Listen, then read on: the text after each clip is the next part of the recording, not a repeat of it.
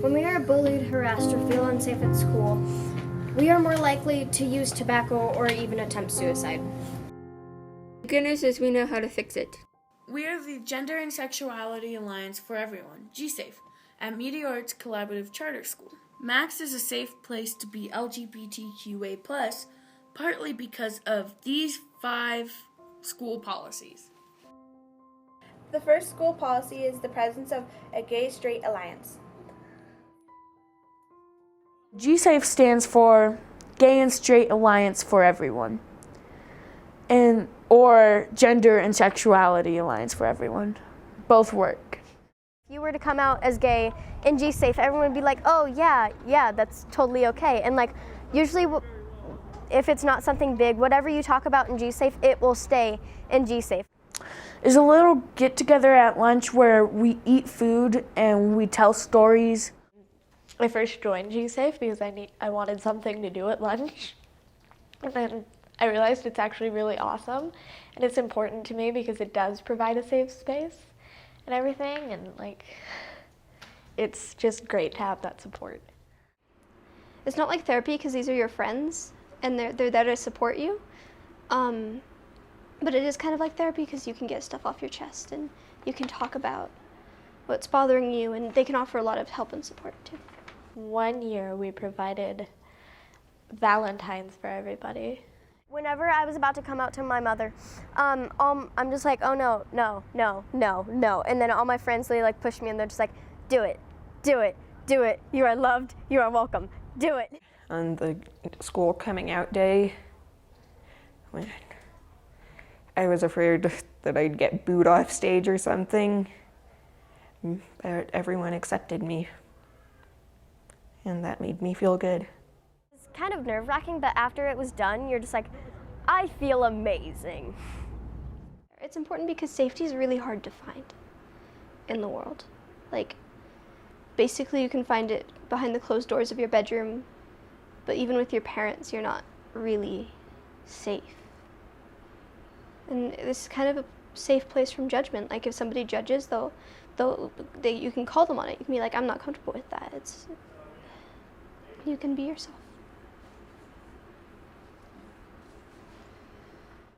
I usually just go there and talk about my feelings because I don't anywhere else. I didn't really know what it was. I heard about it in freshman year. I didn't know what it was, and I was afraid to go because I was still questioning my sexuality at that time. Then I went with my friend to the first meeting of the very first meeting of sophomore year, and it was really fun because I already knew the teacher, and I had company there, and I was able to open up a lot more. Because they actually talk about that stuff, and they let the kids, by talking about it and talking about it in a good way, it lets the kids know that they can be who they want to be. Like they can be attracted to whatever gender or anything, and they can be whatever gender they want. Even if the kid doesn't go to GSAFE, GSAFE puts up their own posters and stuff. And then with the kid knowing that GSAFE is there, they can still be themselves because they know GSAFE is there to help. It's actually really happy to be a student at this school. I get to support my friends, and I like to help my school a lot and the community around us. I think all schools should have GSAFE. A dress code policy that allows gender non-conforming attire. In elementary school, I had to wear a uniform. I wasn't able to wear what I wanted to. and like one time I was like wearing this rainbow hat, right?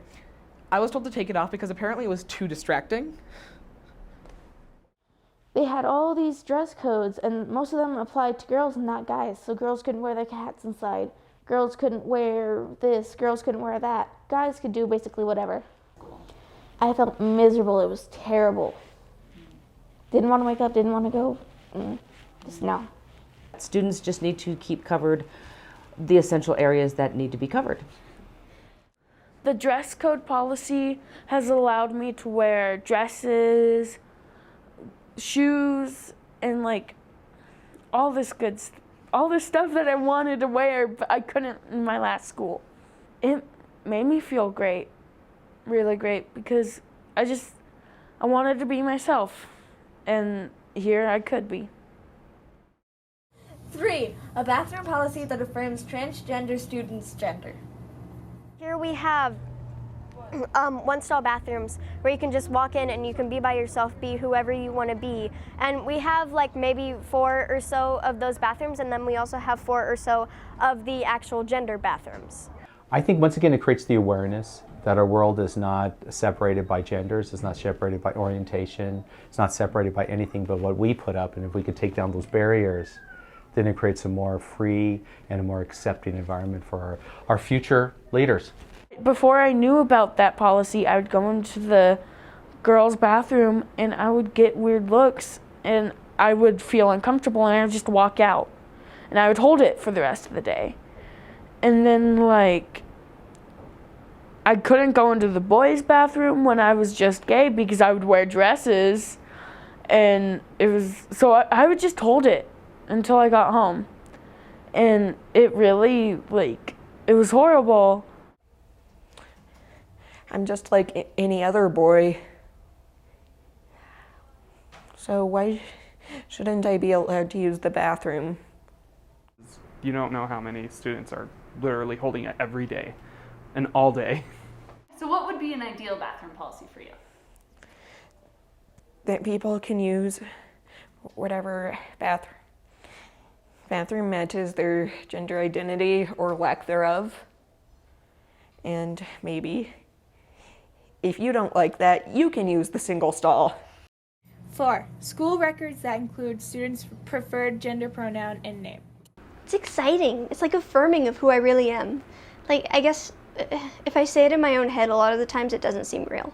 Like, I'm just like, I am this gender, all right. I mean, I'm the only one who knows I'm this gender, but I am. But when other people say it, it's really just recognizing who I am and helps me like affirm that self-identity. Don't call me that, please. Just call me by my name and not by Miss. It really is dehumanizing when you don't call an individual by their preferred name and pronoun. The most stressful thing in the world is messing up someone's pronouns. And a lot of times that can lead to anger with yourself, with others, maybe even blaming them, like how dare you put me in this uncomfortable position. And it's okay to mess up pronouns. Like, it hurts everyone, yes, that's true. But if you just correct yourself and just keep trying to remember, then it really, really helps everyone. It's okay to mess up because everybody messes up. But if you correct yourself and you keep trying to get it right, then that's all you can do. I had just came out as trans and it took me a while, and I had some people who I had to drop as a friend because they refused to say my actual name. I remember at my old school, there was one person who changed their name, and the teachers would still call them their old name, and they got really mad every time. And then something happened to them. And then What happened to them? No, they kept getting mad at the teachers, and then they got suspended, and yeah, just because the teachers wouldn't call them their name that they preferred. 5. Adopt explicit non-discrimination and anti-bullying policies. because in my old school I was bullied for being openly gay. Me and my best friend, a female at the time, we were laying down on the ground, we were like tickling each other, I don't remember. And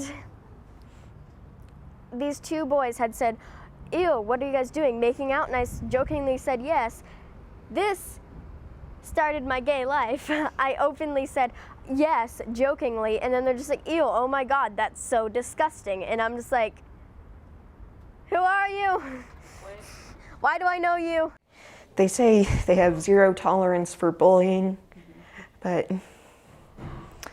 it was as I was beginning my transition and I received a bit of transphobia, but they didn't really do anything. The teachers? Yeah. What did they say? Just ignore them.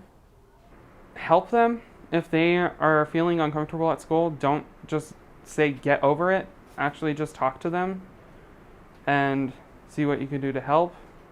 It's kind of ironic because, at least in my experience, when I try to ignore them, they just keep escalating. Of course, kids come in with their attitudes and their prejudices and what they see out there, and immediately we start a dialogue with the students. We have a wonderful counseling staff and social worker that do that, as well as all the teachers are open to that discussion with the students. If one teacher refuses to call us by our correct pronouns, we can go to the principal, or we could go to our parents and have our parents write a letter and stuff like that. So not only do they not oppress us, they bring us up and teach us that we do have power. And here you can be whatever you want. An overall happy feeling. I used to miss a lot of school, and here I haven't missed a single day so far this year. So Everyone's really friendly and nobody's really, hey, you're different than me. That's not okay. Everyone's really, oh, you're different. That's great. This is where I'm different too. This is fun. Here, like, if you report bullying or something like that, they'll support you, and like,